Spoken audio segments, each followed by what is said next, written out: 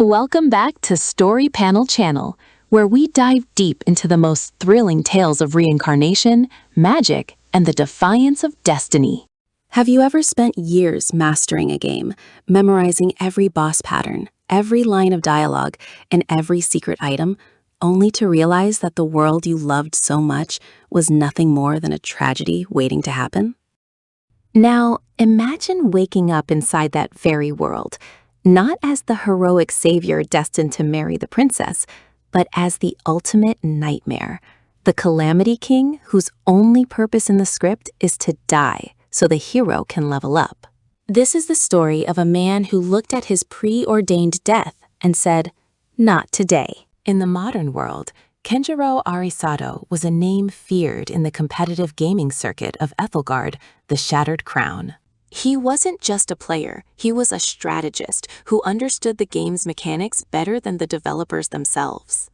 He had spent his life analyzing the lore of the final boss, Lord Valen Thorn, the Abyssal Sovereign. Valen was a tragic figure, a king who lost his mind to the void and was destined to be slain by the hero of light in the final chapter, triggering a sequence that would eventually reset the world.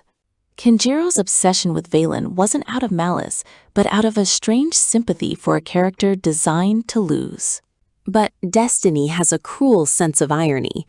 After a grueling 72-hour marathon to complete the game's impossible mode, Kenjiro's heart gave out. His last sight was the glowing game over screen. But instead of the cold darkness of death, he felt the heavy weight of silk robes and the chilling touch of a throne carved from obsidian and dragon bone. When he opened his eyes, he wasn't in his cramped Tokyo apartment anymore. He was sitting in the heart of the abyss, the throne room of the Dread Fortress. Before him knelt thousands of demonic soldiers, their eyes glowing with a terrifying mix of bloodlust and absolute devotion. He looked down at his hands, pale, slender, yet pulsing with a dark, violet energy that felt like a localized black hole. He wasn't Kenjiro anymore. He was Valen Thorn. A flickering, translucent blue screen appeared before his eyes, a system interface only he could see. It read, "Role, Final Boss. Status, Scripted for Termination. Time until hero's arrival, 3 years." Kenjiro, now Valen, felt a cold sweat break out, though his new body didn't show a hint of weakness. 3 years. In 3 years, a farm boy named Kaito Hoshi would obtain the Holy Blade of Ethelgard, storm this very castle, and plunge that blade into Valen's heart. According to the original story, Valen was supposed to spend these 3 years terrorizing the human kingdoms, burning villages, and sending mid-level bosses to act as experience points for the hero. "My lord," a voice hissed, echoing through the silent hall. Valen looked down. Standing at the foot of the dais was General Malthus, a towering demon with wings made of shifting shadows and eyes like molten lava. In the game, Malthus was the one who instigated the First Great War, the event that forced the hero to take up the sword.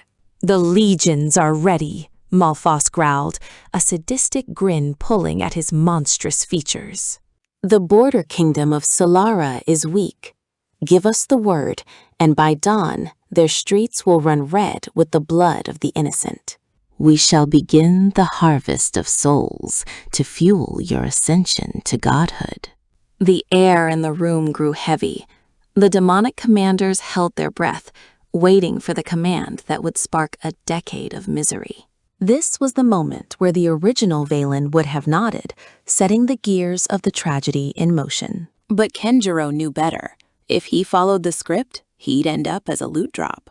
He looked at Malthus, his violet eyes glowing with an intensity that made the high-ranking demon flinch.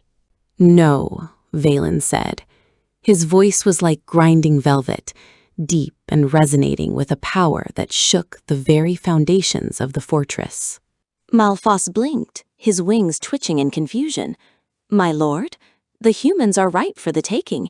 If we delay, the Church of Light will." "The Church of Light is a nuisance, Malthus. But your short-sightedness is a catastrophe, Valen interrupted, standing up. The sheer aura of his presence forced the demons in the front row to press their foreheads against the cold stone floor. We have spent centuries locked in this cycle of mindless slaughter. We invade, we kill, a hero rises, and we are pushed back into the shadows. Losing?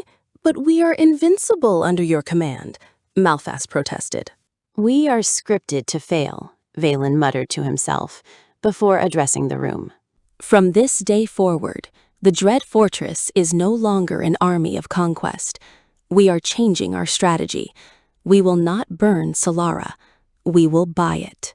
The silence that followed was so thick you could hear the flickering of the soulfire torches. The Abyssal Sovereign, the bringer of the end times, had just suggested commerce.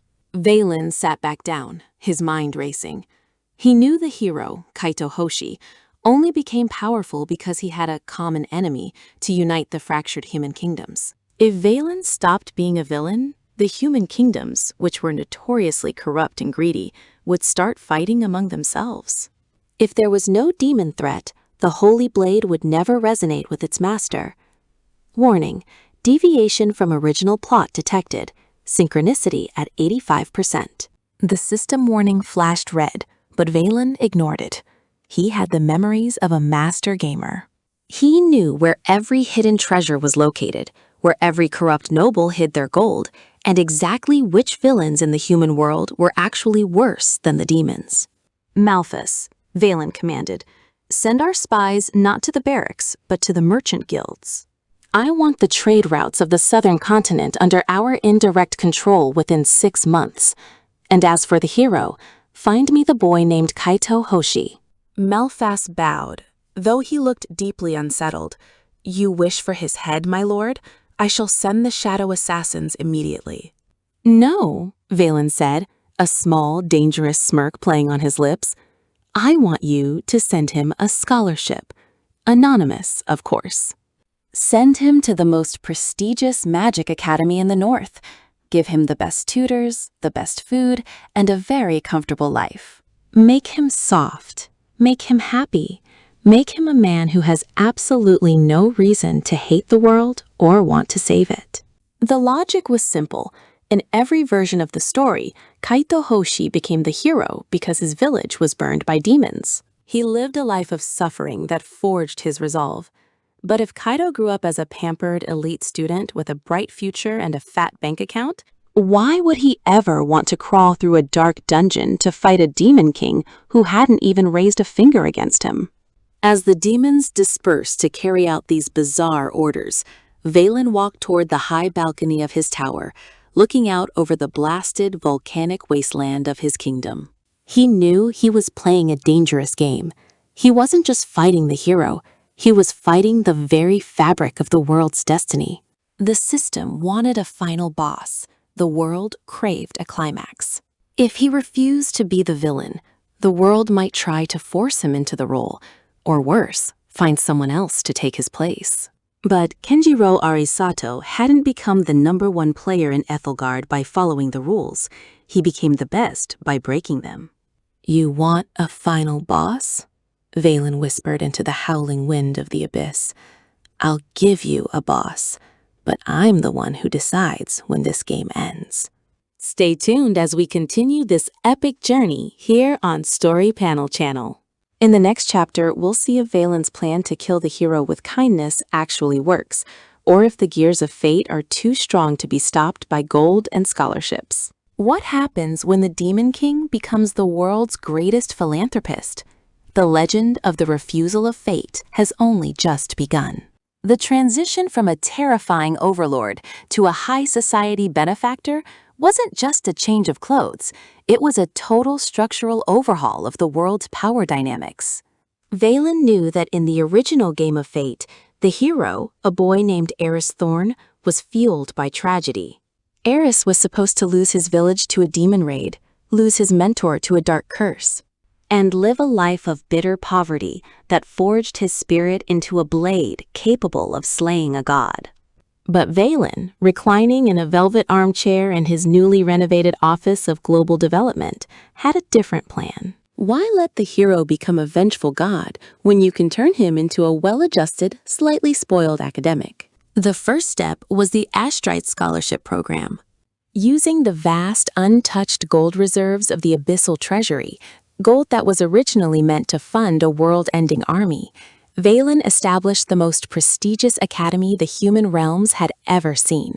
He didn't call it the Demon King School, of course. To the public, he was Duke Valen von Astride, a reclusive noble from the far north who had suddenly found a passion for social mobility. We see Eris Thorn, the prophesied hero. In the original timeline, at this exact moment, he should have been scavenging for scraps in the gutters of the capital, his heart hardening against a cruel world. Instead, we see him sitting in a sun-drenched cafeteria, staring in bewilderment at a steak dinner that costs more than his father's farm. He's wearing high-quality silk robes, and his only struggle is a particularly difficult advanced calculus theorem. Valen watched this through a magical scrying mirror, a smirk playing on his lips. Beside him stood his two most loyal and currently most confused demon generals. General Malphas, a towering warrior of shadow and plate armor, was currently wearing a butler's waistcoat that looked dangerously close to bursting. General Lyra, a master of poisons and stealth, was dressed as a stern but elegant headmistress.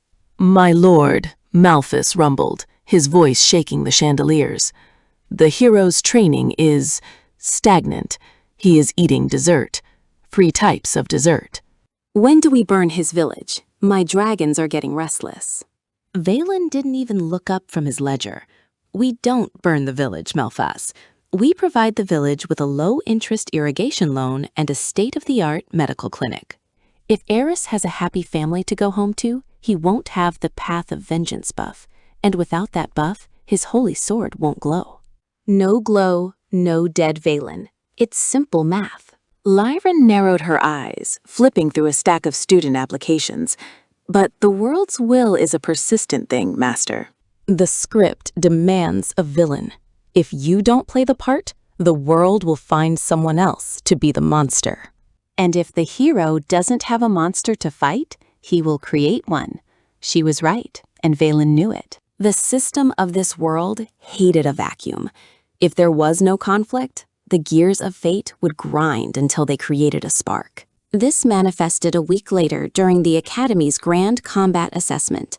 In the original story, this was where Eris would be bullied by a corrupt noble, leading to a public humiliation that triggered his latent limit break powers.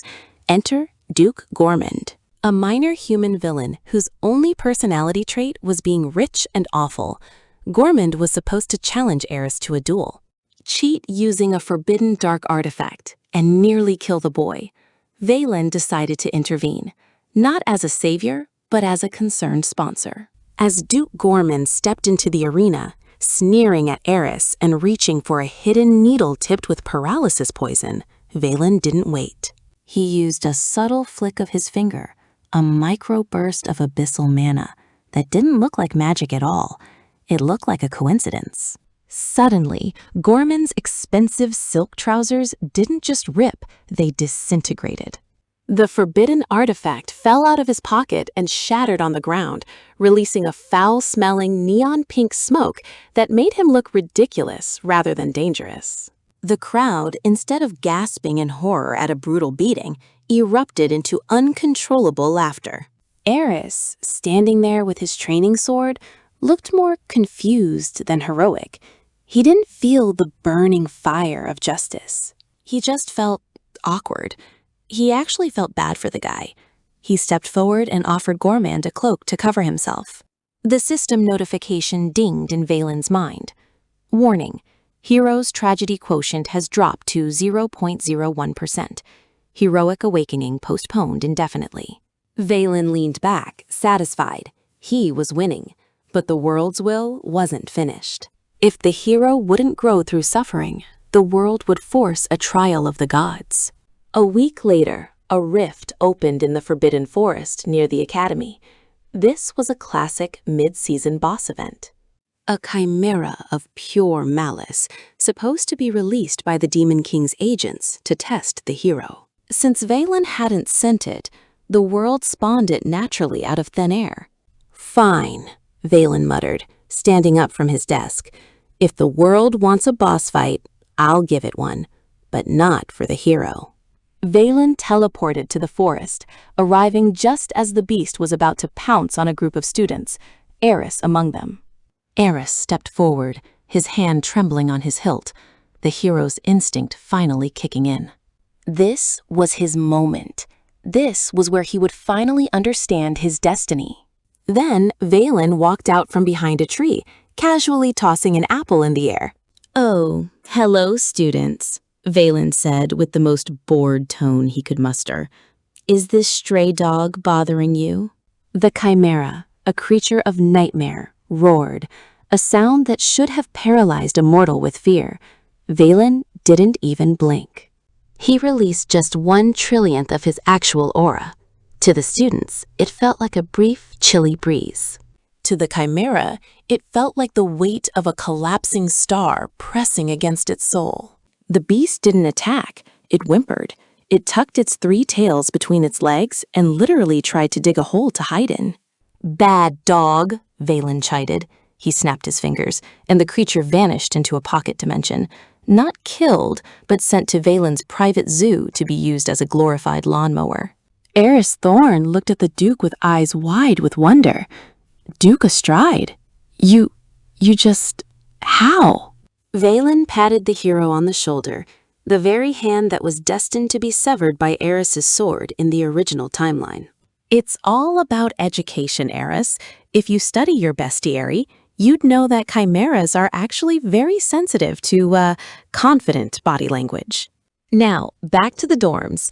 I believe tonight is Taco Tuesday in the cafeteria. As the students walked away, Eris looked back at Valen. The hero didn't look like a warrior. He looked like a fanboy. The resentment meter that was supposed to fuel the hero's power had been replaced by a pure admiration meter. Valen sighed, watching them go. He had successfully diverted the plot again, but he could feel the fabric of reality thinning. By refusing to be the villain, he was breaking the internal logic of the universe. The stars in the sky were beginning to shift into patterns that didn't exist. The original author of this reality, the force of fate itself, was getting angry. Deep within the abyssal realm, a new prompt appeared in Valen's vision, written in blood-red text that flickered like a dying candle. "System error. Narrative flow divergence detected. If the final boss will not attack the hero will be deleted. Initializing correction protocol. The Saintess of Light has been summoned ahead of schedule. Objective, expose the fake Duke." Valen's eyes narrowed. The Saintess. In the original story, she was the hero's love interest and the only one who could see through demonic illusions. She was coming to the academy to purify the darkness. "So," Valen whispered to the shadows, a sharp, dangerous glint returning to his eyes. "The world wants to play hardball. It wants a saintess to expose me? Fine. Let's see how she handles a demon king, who's also her school's biggest donor." As Part 2 draws to a close, the stakes have shifted from the battlefield to the ballroom. Valen has successfully neutralized the hero with comfort and kindness, but a new player has entered the board, one whose holy eyes see nothing but the truth. Can Valen charm the Saintess as easily as he bought the hero? Or is the correction protocol the one thing his gold and scholarships can't stop? The game of cat and mouse is about to get a whole lot more complicated. Don't go anywhere. The refusal of fate is reaching its boiling point. If you're enjoying this twist on the final boss trope, hit that like button and subscribe to Story Panel channel. In Part 3, we'll witness the ultimate confrontation, the Holy Saintess versus the philanthropic Demon King. Who will blink first? The conclusion is just around the corner. The air in the capital didn't smell of incense or celebration anymore. It smelled of ozone and static. As Renjiro Akuma stood at the balcony of his newly constructed Academy of Integrated Arts, he didn't see a crowd of grateful citizens. He saw the sky bleeding, a deep digital purple hue that flickered like a dying monitor. This was it. The correction protocol wasn't just a magical hex, it was the world's source code trying to delete a bug. And in this story, Renjiro's benevolence was the ultimate virus. The heavy oak doors behind him burst open, not with a bang, but with a resonant, holy chime that vibrated in his very marrow. Standing there was Ilara Mitsuki, the Holy Saintess. In the original script of the game Legend of the Eternal Dawn, this was the moment she was supposed to plunge the Sun-Piercer spear into the Demon King's heart, ending the Age of Darkness. But as Renjiro turned to face her, he didn't see the heroic resolve of a savior. He saw tears streaming down a face frozen in a mask of divine possession. "Renjiro, run!" Ilara whispered, her voice straining against an invisible force. Her hands, clad in white silk and gold armor, were moving against her will, leveling the glowing spear at his throat. The correction protocol had taken physical form as golden chains of light wrapped around her limbs, jerking her like a puppet. The system didn't care that Renjiro had wiped out poverty in the southern provinces. It didn't care that he had brokered a peace treaty between humans and demi-humans. To the world's logic, he was the final boss, and a final boss must die for the happy ending to trigger. Renjiro didn't reach for his sword. Instead, he took a step forward, his shadow, usually a terrifying omen of death, now softly swirling with the calm energy of a man who had found his purpose. "Ilara," he said, his voice steady.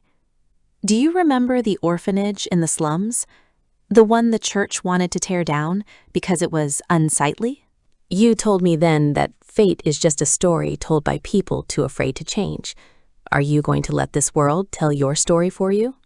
The golden chains tightened, glowing with a blinding intensity. A screen appeared in Renjiro's vision, one only he could see. Warning, plot deviation at 99%. Initializing total world reset. The system was getting desperate. If it couldn't force the Saintess to kill the boss, it would simply delete the entire timeline and start over. This is where the philanthropic Demon King played his final card. You see, throughout the previous chapters, Renjiro hadn't just been building schools and hospitals for charity. He had been strategically placing mana stabilizers disguised as clock towers and monuments across the entire kingdom. He wasn't just improving the lives of the citizens, he was rewriting the magical ley lines of the planet. He was installing a new operating system. "Ilara, drop the spear, not because I'm asking you to, but because the role of the Saintess is finished," Renjiro declared. He snapped his fingers, and suddenly, the purple sky stopped flickering. The golden chains around Ilara shattered like glass. From every corner of the capital, beams of soft blue light shot into the heavens. The mana stabilizers were humming in unison, creating a field of neutral logic that the correction protocol couldn't penetrate. The possession broke. Ilara collapsed, the Sun-Piercer spear clattering to the floor, its holy glow fading into a dull metallic sheen. You blocked the will of the world? Renjiro, that's impossible. No one can defy the script. The script was written by a developer who never lived in this world, Renjiro replied, offering her a hand. I've spent 10 years being the villain everyone expected, just so I could gain the resources to make sure no one ever has to play their assigned role again. The Demon King is dead, Ilara, but not by your hand. He died the moment I chose to be a teacher instead of a tyrant. But the system wasn't done. A final gargantuan entity began to manifest in the clouds, the avatar of the script, a faceless colossus made of pure white light and law. It raised a hand to crush the academy, intending to wipe the slate clean. This was the ultimate confrontation, the final boss versus the god of the game. Renjiro didn't fight with brute strength. He tapped into his final boss authority, but instead of using it to cast World-End Meteor, he used a hidden command he'd discovered. By analyzing his own status window for a decade, he activated Unrestricted Citizenship mode. Suddenly, the power didn't come from Renjiro alone. Because he had spent years gaining the genuine love and loyalty of the people, the system recognized the entire population as administrators. The faceless colossus froze. It couldn't attack Renjiro without attacking the very world it was meant to protect. In a brilliant flash of logic-defying light, the entity began to dissolve into shimmering dust. The world was no longer a game. It was finally, truly, a reality. As the sun, a real warm sun, not a programmed light source, rose over the horizon, the purple glitches vanished. Renjiro felt a weight lift from his shoulders. His boss-level stats were plummeting, his dark aura disappearing, until he looked like nothing more than a tired, young nobleman. He had traded his godlike power for a chance to grow old. Ilara stood beside him, watching the city wake up.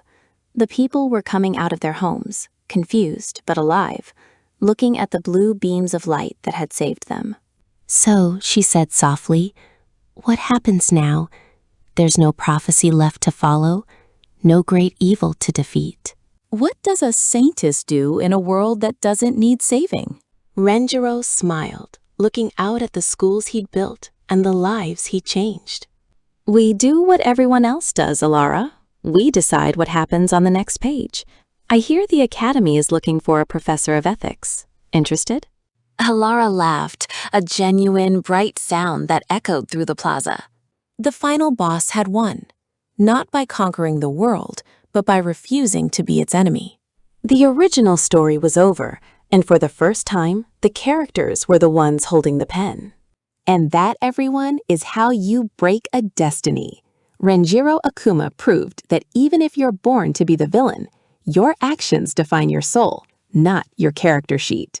He turned a game over into a new game plus for an entire civilization. If you loved this journey from a doomed final boss to a world-saving philanthropist, make sure to let us know in the comments. What would you do if you were reborn as a villain? Would you follow the script or rewrite the whole world? Don't forget to smash that like button and ring the notification bell so you never miss a chapter of our epic recaps. Your support keeps the story going. For more incredible tales where fate is just a suggestion and the characters take control, stay tuned to our channel. Thank you for watching the final part of this epic saga. This has been a wild ride of breaking protocols and defying gods. We'll see you in the next world. Until next time, this is Story Panel Channel, where every frame tells a legend. Subscribe now and join our community of story lovers. Story Panel Channel, signing off.